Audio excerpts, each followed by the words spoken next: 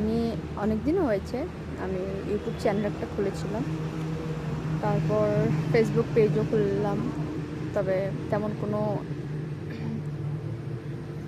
সেভাবে সময় দিতে পারি না। তার জন্য হয়তো আমার তেমন ভিউজ আসে ইউটিউবে, সেটা বলবো না যে আসে না, ভিউজ আসে, তবে আমার ফেসবুক পেজে তেমন কোনো ভিউ আসে না, ভিউজও নেই, এমন ফলোয়ার্সও নেই। তো তার জন্য আমি নিজেকে দোষ দেব, কারণ আমি সময় নিজেই দিতে পারছি না।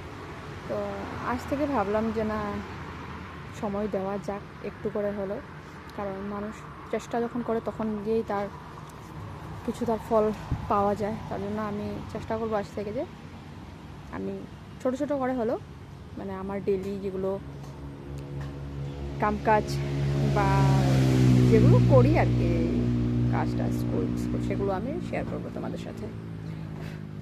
Thank you.